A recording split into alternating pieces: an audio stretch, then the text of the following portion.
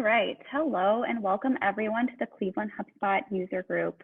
I'm Sandy Young, Director of Marketing at PR 2020, and I'm your host for today.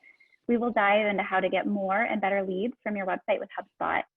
If you have any questions during the presentation, feel free to throw them into the chat panel and we will get to them at the end. And now I'd like to introduce you to today's featured speaker. Mike Kaput is the Director of the Marketing AI Institute and Senior Consultant at PR 2020. He has written hundreds of articles for the Institute, and he's also an instructor for our newly launched AI Academy for Marketers. So with that, I'll turn it over to Mike to get the show started. Hey everyone, hope everyone's staying safe, staying healthy, and staying sane. I'm glad everyone's able to join us this afternoon. I'm really excited about the topic today. So as Sandy had mentioned, I'm a senior consultant at PR 2020, and I'm also the director of our sister company, Marketing AI Institute. And today's topic is one that we have a ton of experience with and we work with all the time, both with our clients at PR 2020 and our agency and institute businesses, which you can essentially think of as internal marketing departments. And like any marketer out there, our clients and our own businesses are really occupied with getting more leads and getting better quality leads using HubSpot, using our existing websites, and really driving marketing performance. And even in sort of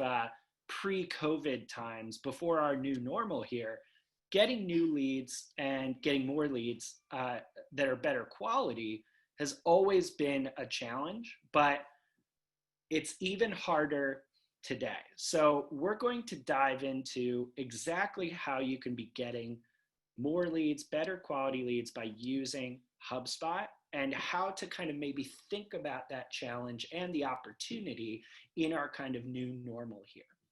So let's dive right in.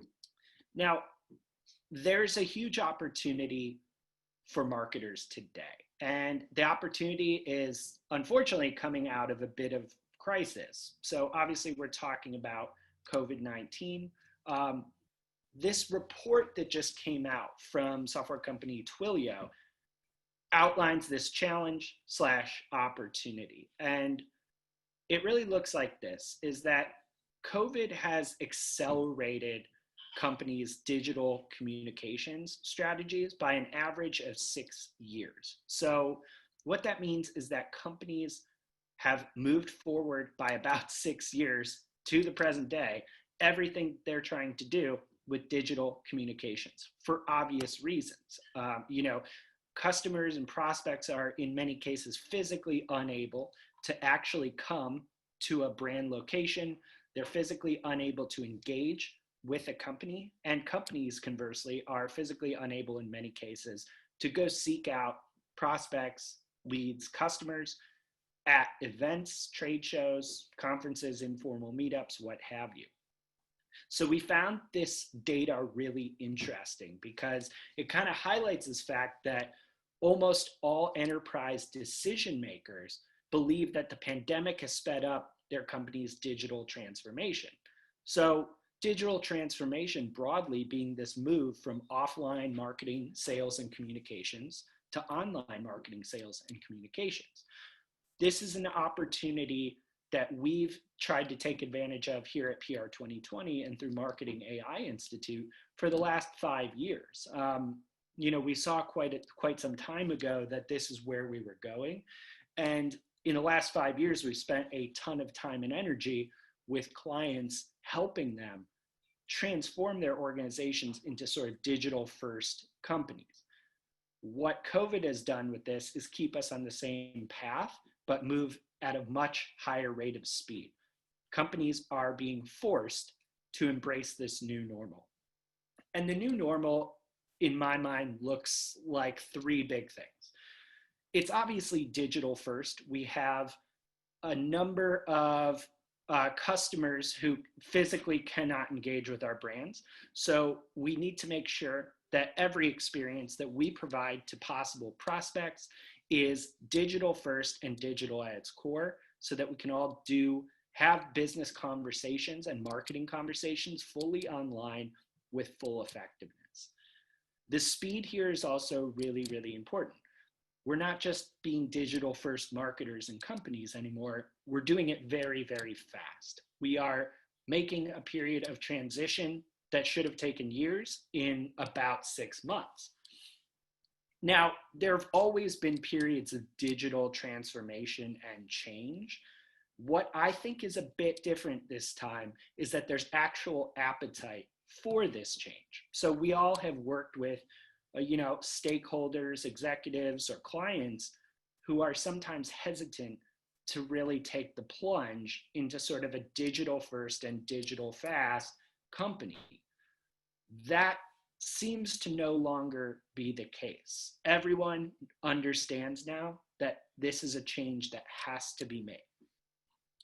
So that's all high level, and that's a bigger, longer term opportunity for why we need to be talking more about how we get more and better leads online. But these are big strategic conversations that you're having with potentially your executives, with your clients, and with your departments on how to transition operations to be more fully digital. But for the purposes of kind of this presentation, I really want to get serious about turning ideas into reality, because we're living this reality as well. Our clients are living it. We can talk all day about pie in the sky ideas of digital transformation, but at the end of the day, we still have to wake up next week and hit numbers and produce performance and produce results. So with as much as we want to think about the long-term digital transformation happening because of COVID, really why I think marketers should care is for very practical and very tactical reasons.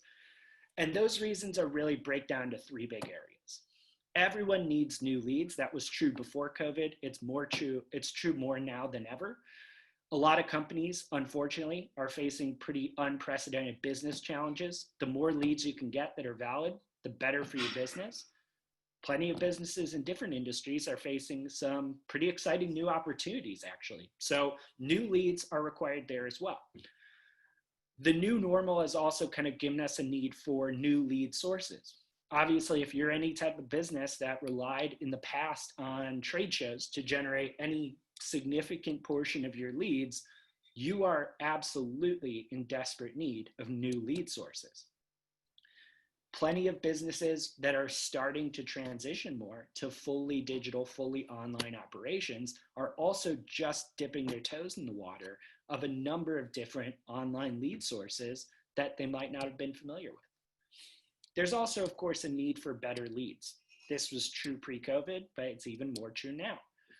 Plenty of companies, unfortunately, have seen, demand fall off a cliff. Every customer you work with, if you're a B2B company, is probably rethinking their business in some ways.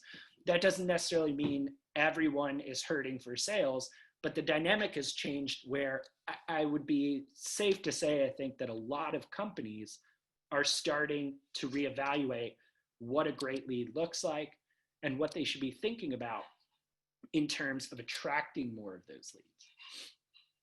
So while we may talk about the bigger opportunity here, really at the end of the day, it comes down to these practical factors of how do we do these things? Like, how do we get new leads? How do we get new lead sources?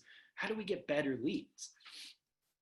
I think it really boils down to four key areas to think about in terms of how do we start doing this today? And it all comes down to your existing assets. Everyone, no matter what size company you are, what business you're in, what industry you're in, how sophisticated or unsophisticated your marketing may be, you have some existing assets that can be leveraged today when you combine them with the power of HubSpot to get more leads and get better leads. And those existing assets break down into your existing traffic. So the people that are coming to your website, visiting the site, they may be subscribers, contacts, leads, prospects, they may be unknown visitors. You have at least someone putting eyeballs on your site.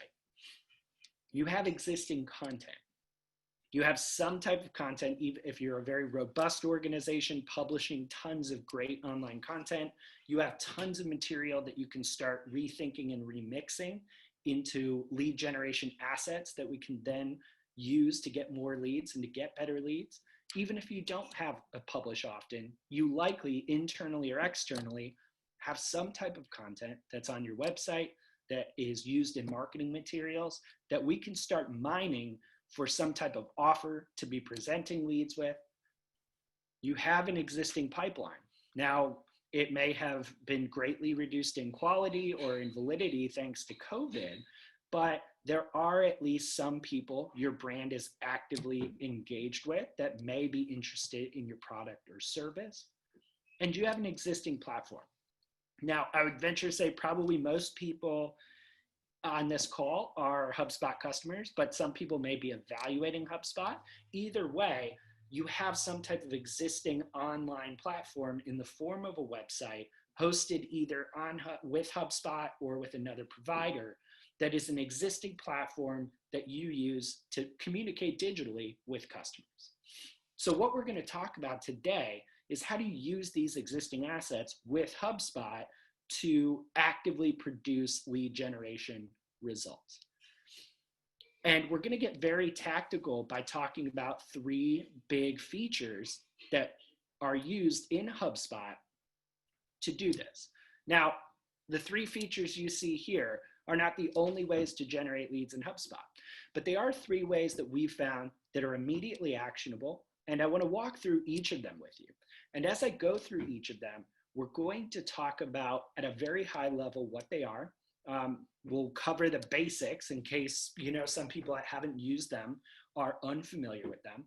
But you'll see in each section, we're actually also going to talk about how to layer on further strategy and a more intelligent approach with each of these to start using them maybe in some ways that you haven't thought of or some ways you hadn't considered to go ahead and generate more leads and better leads from your website.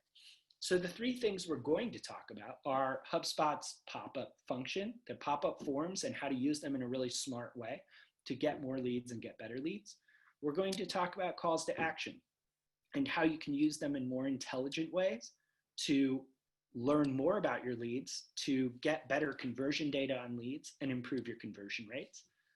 And then we're going to finally talk about chat flows and how to be using different types of chat flows to be as helpful as possible to your leads in an effort to hopefully better qualify them. So let's start with pop-ups. So pop-ups are essentially just forms in HubSpot. They're one type of form that you can be using to collect contact information from visitors that come to your site. Now, one type of form you will have used in the past is what's called a regular form. This is your standard type of contact form that's embedded on a landing page in HubSpot. A pop-up form is the same idea, except the pop-up form can appear on basically any page you specify on your website.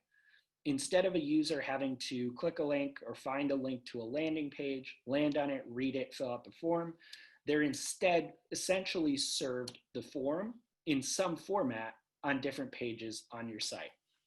It's a very simple idea, but as you'll see, it actually produces huge results. So to give you a sense of how dramatically pop-ups can kind of change your lead generation game, we're using pretty sophisticated pop-ups across the Marketing AI Institute website. And I would say today, we're probably converting anywhere from 3 to 5% of all website traffic into leads, into new leads with pop-ups alone. So pop-ups are already responsible for hundreds and hundreds of leads for us every single month. It wasn't always the case. We didn't always use these. We started experimenting with them, and after some time have really nailed down a formula that works for us, and it's producing really great results. So even something being very simple doesn't mean it can't be very effective. So when it comes to how pop-up forms are served to people on your site, if I land on one of your site pages with pop-up form enabled, I'm going to see a number of different ways that that pop-up can appear depending on the settings that you've chosen. So you can see a pop-up form appear in the middle of a page. You can see it appear as a banner at the top of the page. You can see it appear in the bottom left or bottom right-hand corners. When you click on the button that is presented on the pop-up, one of two things will happen. Either a form will expand and appear right there in the window without taking you anywhere else. You can then fill out that contact form to receive the offer or complete the action. So in the case of the screenshot here, you would see a form to sign up for email updates. You would put your email address in, click submit. It would be like submitting any other form in HubSpot. The pop-up would go away and you could go back to your browsing experience. You can also have the button on pop-up forms go directly to another link. There does not have to be a form on it. We're going to pretty specifically talk about the form-enabled pop-ups, but just know that you actually can use pop-ups to direct people to other content on your site. We actually do this a little bit by driving people further into our site or our experiences from different pages. So for instance, as part of Marketing AI Institute, we run AI Academy for Marketers. That's an online education platform that sells different courses or sells annual memberships to access 25 or so courses about AI and marketing. On specific pages or posts on our site, we will use pop-ups that link to different course pages as a way to drive people further along different conversion paths. Like I said, we'll focus more in this presentation on strictly pop-up forms, but know that you can just be linking to other pages too. So what you see here is what it looks like when you create a pop-up form. This is using a real example. This is one of our most successful pop-ups, and it highlights a couple of things that I think are really important when you think about creating new leads and getting better leads from your existing traffic and your existing content. This pop-up advertises one of our lead generation assets. It's called the Ultimate Beginner's Guide to AI and Marketing. And just like it says here, it is a resource that has about 100 different links, pieces of content that we found helpful to learn more about artificial intelligence. It could be books, courses, videos, things like that. We had all of that content already created. We wrote articles in the past about, hey, here's like 5 great videos on AI. Here's 10 great books on AI. We took that content, repackaged it, updated it a little bit, and turned it into a massively useful gated resource where the kind of value creation here is so much more than the sum of its parts. To date, this is still our most popular resource on the Institute site. We took our existing content, turned it into an even more compelling lead gen source, and then used pop-ups to sort of pour some gas on the fire. Instead of just driving people to a landing page, we now use pop-ups to get them the beginner's guide the moment they hit the site. And to date, this has generated probably, I don't know the exact number, but over 5,000 leads to date. And it's generating hundreds of leads each month through the pop-up alone. So the way this works is we build a pop-up with a simple hook. So get 100 resources to learn AI fast. We include a couple sentences about it, just like you would any type of CTA. When you click Get Access Now, you're then going to see the form itself. In our case, we use this as a top of the funnel asset. So it's pretty straightforward. We ask for an email address and we have a checkbox to get people to subscribe to our newsletter. You'd be surprised how effective this can be. I think something like 75% of the people that download this choose to become subscribers. So you don't really have to overthink it, but even a simple form with the right type of offer can do wonders to generate far more leads from the traffic already hitting your site. It just makes it a much more frictionless experience for no matter what people are reading, as long as the offer is relevant, they get it immediately right in front of them in a visually attractive way, and they're able to take action right there on the page.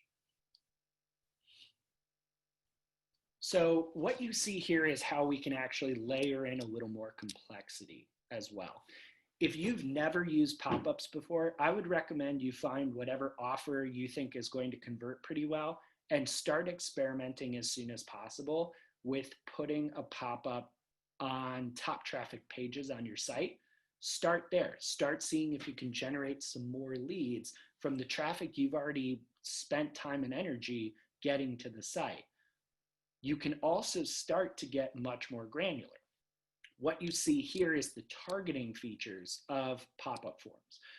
So pop-ups can be targeted by primarily website URL, so you can say which pages it should show up on. In this case, we have our pop-up showing on almost all of our site pages, but it's actually hidden on our event pages. We, not this year, but in years past, ran an event called the Marketing AI Conference.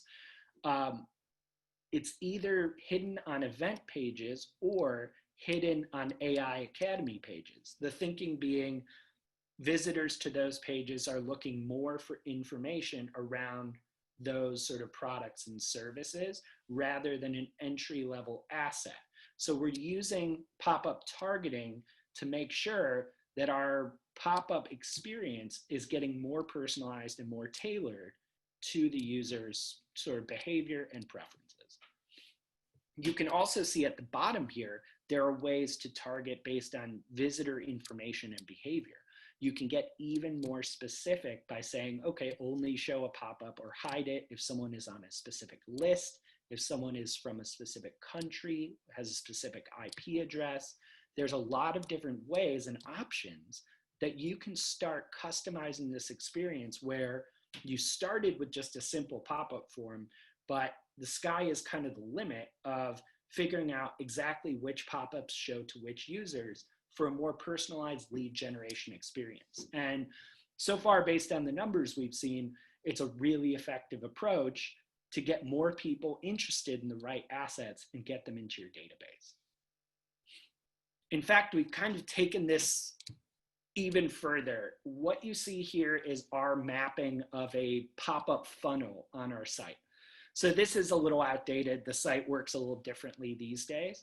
But what you see here is a series of branching paths that users take on our site, exclusively converting on pop-ups. So this is by no means our only sort of marketing strategy here, but it shows you how complex you can get with even simple pop-up forms. So in the upper left-hand corner, you'll see that unknown contacts land on the site. They receive one of two pop-ups, either one with the beginner's guide with that subscribe checkbox like I showed you, or a webinar pop-up for one of our monthly partner webinars, and that also has a subscribe checkbox. The idea here is that, the beginner's guide is a really valuable asset. Most people really enjoy it, but they might actually prefer whatever the topic is of a monthly webinar. So we're functionally A/B testing top of the funnel lead generation, assets and offers. As you can see from this diagram, depending on your action, what you do with either of these pop-ups, you're then sorted into different smart lists. You're sorted into different pathways that you can go depending on your behavior. So for instance, if I download the beginner's guide and become a subscriber, the next pop-up I get served is the webinar without a subscribe checkbox. Pretty straightforward, but we're getting subscribers and new leads, even more valuable content, and we're tailoring that pop-up in such a way that they're not receiving another ask for a subscription when they've already done it. There are ways you can make this super complex with as many pop-ups as you want. This is just designed to kind of show you at a high level what is possible here and what you can start doing when you kind of intelligently combine offers with pop-ups with targeting.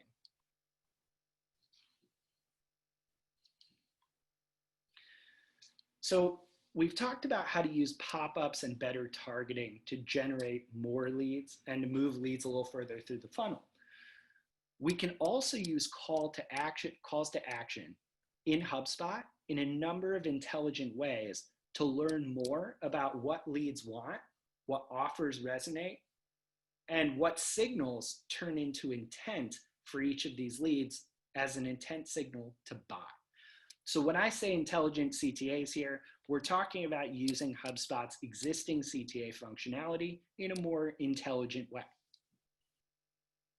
So obviously a pretty standard, simple CTA button can be created in HubSpot where a user clicks on it, either a button with some text or an actual image that leads to a link to a landing page or just to a website page to further drive people to engage with your website content and with conversion points on the website.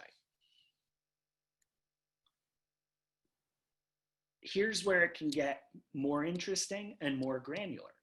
On the right-hand side here, you see two image-based CTAs that we've created on the Marketing AI Institute website.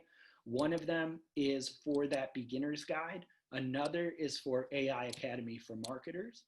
And on the left here, you can see that we actually have many different variations of CTAs running simultaneously on the site. So what happens is at any given time, we are multivariate testing different CTAs, both to see which offers resonate, but also within offers, which creative resonates. So there could be vast differences in conversion rates between different offers, and there can be vast differences in conversion rates between even different images and different angles we're using. AI Academy is a great example.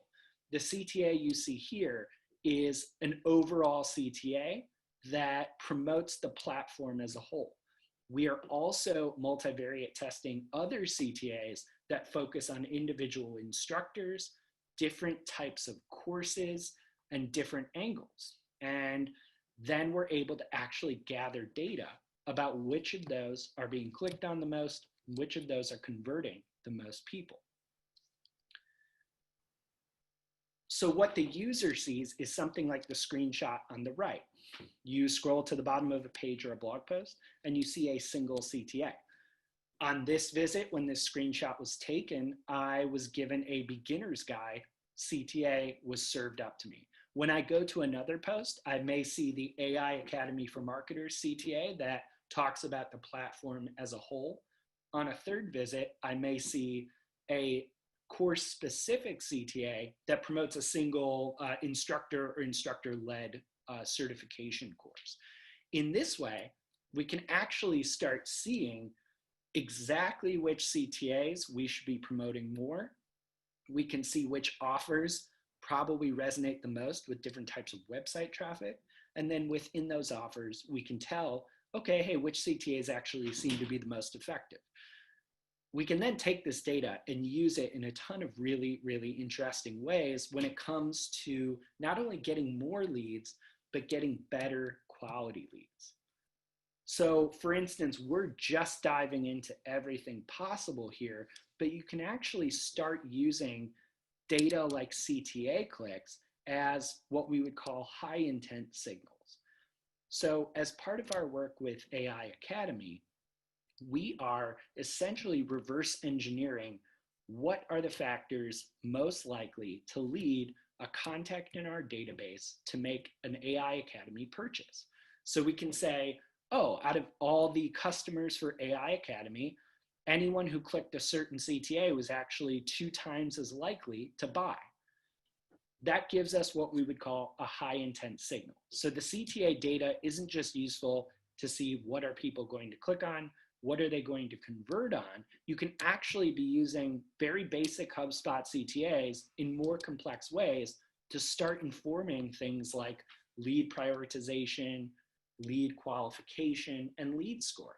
So we can actually be using CTA data to say something like, oh, okay, it looks like people who click on a certain CTA are more likely to convert.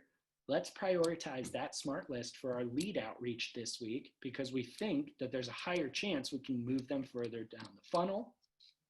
We can even be using it to build out a more robust lead scoring model where we would assign more points to people based on certain CTA clicks.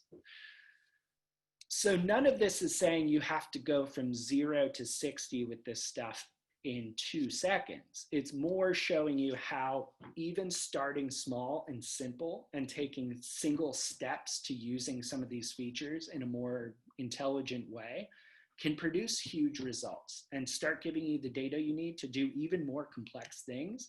In the short term, it will help you get more leads and better leads. In the longer term, it can actually help you build out that bigger digital transformation and digital first strategy where you're using all of these data points to start better understanding your ideal customers, your ideal prospects, and converting more of both of them. So last but not least, let's talk a little bit about how chat flows can be used to achieve these goals. So when we talk about chat flows in HubSpot, what we're really talking about is essentially a chat window that appears on a website. Everyone has seen these things, we'll look at some specific examples, but when we talk about a chat flow, we're really just talking about a window that appears that allows you to have some type of conversation with a brand. In HubSpot, you can add chat flows to either your website or use them through Facebook Messenger. Now, full disclosure, we don't use Facebook Messenger at the moment for this purpose. It is available, just historically has not been a focus for us, though it may be moving forward. So for today's presentation, I'm going to focus on website chat flows in HubSpot, but just know that there is the ability to use Facebook Messenger with HubSpot as well. So when you build a chat flow on your website, this type of window appears when you have the live chat option selected. So really, we're breaking down chat into two possible paths. Either live chat, which is a chat window that appears and then routes a user chat or conversation to a live person on your team. So live chat functions can be tailored in a number of different ways. You can set when your team is available. You can determine rules for what happens if they're not available. Usually the visitor will provide their email address and you can respond to their question at a later date. And you can tailor all types of rules about how chat appears on the site. There's also bot chat, which we'll get into in a minute, but these are more automated options for having conversations with leads. So for instance, we can look at something like live chat and say, okay, even implementing some simple live chat functionality on a site that gets decent traffic can give you a huge amount of insight into what the leads on your site are looking for. So we have this implemented today and we get tons of questions about products, services, pricing, about our topic areas. So for instance, AI for marketing, we receive a ton of domain-specific questions, and live chat is one way that we can actually further engage with leads while they're on the site. And that's really a key here, is that live chat, even simple live chat, gives you at least another touch point with leads in this kind of new normal where these are all digital first interactions. Sure, it's nice to realize like you have a lead in your database who seems like a great lead, but you haven't talked to in a month. Like that's kind of a cold lead. Whereas you may find the same lead is actively wanting to ask you a question via live chat and may honestly be ready to move to the next stage in your funnel or be ready to book a meeting.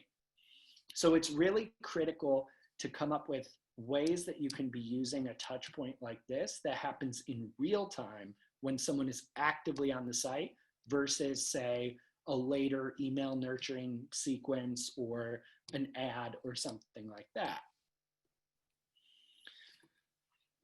So what's also exciting is that you can use chat flows in a more automated fashion too. So I'll be honest with you, live chat does require some work to start thinking through all the scenarios, who's going to run it, who's going to manage it, who should be on call for it. You can resolve those questions fairly quickly, but it does require like a little strategy. Another easier way to get started here is using like a lead qualification bot through HubSpot. So you can actively use automation to be asking standard questions of leads that come to the site. So for instance, if someone comes to the PR 2020 site and says they want to learn about our products, before we route them to live chat, we're actually going to ask them some automated questions to further qualify them as a lead and help us prioritize who's actually coming into our contact database and who we are spending valuable time and energy on with our staff to nurture. So for instance, if someone comes in asking like a more top of the funnel question or is not a good lead, we may route them to an article to read. We probably don't need to engage with them right this second. If it is someone though, who seems like a perfect lead, like the ideal prospect, and they're asking about products, that says to us, okay, we may actually want to be immediately engaging with this person and looking to potentially close some business. When it comes to closing that business, you can also use meetings bots. So once you have kind of the HubSpot sales infrastructure set up where you've connected an email address and your calendar, you can be using bots to actually automatically set up meetings for sales reps. This again requires some thought and strategy behind it, but it's a pretty quick win in terms of automating some of the ability to get warmer leads to take that final action while they're on the site to book the meeting. Instead of relying on them finding a piece of content later or opening an email, you can be using chat flows to start qualifying leads in a better way in real time. So to wrap up kind of what's possible here with chat flows, we just talked through kind of all the different types of them. You can also start layering in more complexity when it comes to targeting. So very similar to pop-up forms, there are a number of different ways to target chats, both based on URLs and based on visitor information and behavior. So for instance, this is a screenshot of one particular chat flow we have set up that we have customized to answer general questions about our AI Academy for Marketers platform, but we're specifically tailoring this through our targeting to non-students. So for instance, the chat flow shows up on key site pages, but it will not show up if you are a member of a list that we have set up in HubSpot that shows all of our customers. So it's simple, but it's a good way to start tailoring the website experience more to the individual needs of different user segments. And by doing that, we're going to see higher conversion rates, better conversations, and we're going to be able to better serve the needs of our visitors in real time. Again, we don't have to reinvent the wheel. We don't have to invest in a new campaign. We just have to leverage better the features that we already have with the traffic and interest that we're already getting. This is just one other way to show you how much further you can start filtering and segmenting and targeting using something like chat flows. And I believe all of these are the exact same visitor information and behavior options you could be seeing for pop-ups too. So I can start combining some of the things we've talked about today into kind of a more cohesive digital first strategy to get more leads. I can be targeting chat flows based on segmented lists, based on everything from browser language to device type, and then I can start layering in those metrics we talked about earlier that are related to CTA clicks and the results of our multivariate testing. So you can start combining some of the things we've talked about to get a clearer picture of what people are interested in and serve them better experiences based on that data. So really, at the end of the day here, it's not always easy to do all of this stuff, but it is pretty simple as an approach. You want to be thinking about ways to use pop-ups to get more leads from the existing assets that you already have, and be thinking about how you can be deploying pop-ups not only at the top of the funnel, though that's an immediate opportunity if you're not doing it, but also at the middle and the bottom of the funnel, and with different types of branching logic based on the individual behavior and attributes of your contacts. You also want to be thinking about how to use calls to action intelligently to better convert the leads that are already landing on your content and looking at your CTAs. So every CTA represents this awesome opportunity to get firsthand data about what leads or prospective leads care or don't care about. That data can then be used not only to improve conversion rates, but also to inform all different types of lead scoring and lead intent and lead qualification. And then lastly, you can use conversations through chat flows to better qualify the leads that are in your pipeline, that are visiting the site time and time again, learning more about exactly what they're trying to look for, what they're trying to solve, or newer visitors that are in the moment, potentially ready to buy or potentially represent really excellent opportunities for your business. And really the high level point here is that no matter which one of these you pursue, whether it's one of them, all of them, there's 100 different ways you can be using these features. The idea is to use them. The idea is to say, what do we already have, and how can HubSpot accelerate that and accelerate success when it comes to getting more leads or getting better leads? So that is kind of the end of my bit here, but I did want to open it up to some questions here and see if we can cover some of the things people are asking about. Yeah, that was great, Mike. Thank you. A lot of great content to think about. We have some good conversation happening in the chat here, and a few questions for you. This one's pretty loaded, so let me know if you need me to read it again. What are your recommendations to ensure you're not using too many pop-ups? Have you run into issues when you're showing more than one at a time to a specific audience? Or in other words, how do you keep track of which audience lists and offers that you're targeting? Yeah, that's a really good question. So there's a couple things to unpack there. So for one, it's important to note that you can pretty well control how frequently pop-ups show up on the site. So for instance, I can control on the back end and say if someone clicks out of a pop-up, it will not reappear for a specific period of time. We have ours set at about 2 weeks. So if someone sees that beginner's guide pop up, no, I gotta get this out of here, I don't wanna look at it, they're not going to see that for another 2 weeks, no matter how often they visit the site.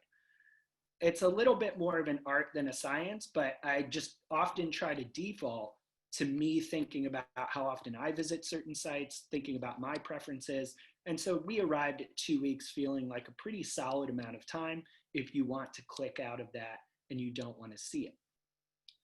Now, in terms of kind of how many you're showing, for instance, in that kind of mind map I showed of the different pop-up paths and the different things you could take, you won't be seeing multiple pop-ups coming at you at the same time. I know there are some sites out there that are designed pretty poorly where there's like 8 things that pop up the moment you land on it. That's not really how this works. So you're really only showing one pop-up at a time. Now, you're going to have to kind of gauge, I think, your new versus returning traffic and kind of how many average visits people are making to the site and kind of work backward from there. If you have people visiting your site on an average like once per month, they're probably not going to see a huge amount of pop-ups. But if you've got people coming to your site 3 times a day, yes, you may need to scale it back a little bit. So I think that would be more contextual, but that's roughly how we think about it. Yeah, that makes sense. And another question here, how long do you recommend letting an A/B Smart CTA test run? Is there ever a point where you should pick a clear winner, or is it okay to let the test run forever? That's a great question too. And I think a lot of it depends on your goals. Like for instance, if you say, look, realistically, we only have 1 lead generation asset and we want to test creative. I think when you're testing creative like that within 1 offer, you probably want to put a time limit on that, right? Because you want to say, okay, after 2 or 3 weeks, we've determined one of these is crushing the other 2. Why not drive all your traffic to that one and get more conversions? However, when it comes to testing different offers, on our end, we have a multitude of different offers we can be giving to people. So in that case, sure, if the data is telling me 99% of people want one offer versus another, I would want to follow that data where it leads. but it can be useful to kind of be multivariate testing, I think, in some fashion on an ongoing basis as essentially getting market intelligence. Sounds good. And then finally, just one more question here. What's your recommendation for how much time team members should be spending running chat? Is it something I should have a salesperson on all day, or should we test it out for a few hours a day? That's a great question. I personally recommend doing a small test to start, because depending on how much traffic you get, for instance, Marketing AI Institute gets a pretty sizable amount of traffic day in and day out, and we have a relatively small team. So we get quite a few questions, and you can't always respond to everything. Or if you should be responding to everything, then you do need to maybe consider how many resources to devote there. So I would say a small pilot, maybe on a limited number of pages or with a limited goal. For instance, if you say, hey, we want to put chat on our pricing page to start, and we say we get a lot of questions about that, let's start with a chat flow on the pricing page only, where we will ask people if they have any issues or questions about pricing. And we'll say, look, we have someone who can spend a 2-hour window every day to start, being kind of quote unquote on call for that. And start there and see if you can manage that and see what the cadence of messages looks like, the quality of the messages, what people are asking. You could also start with a more automated bot and start with trying to more qualify people before you start live chatting with them. In either event, I would pilot it first rather than turning chat on across your whole site. All right, well, I think that pretty much wraps up all the questions and content. If you are ready to continue your education right now, you can head over to PR 2020's website. We actually just released a new HubSpot activation game plan. It includes all action items that could fall within your strategic marketing strategy to really activate your portal. You might find that interesting. Otherwise, thank you everyone for joining, and thank you, Mike, for hosting. We'll send out the recording tomorrow. Have a great weekend, and happy HubSpotting, everyone.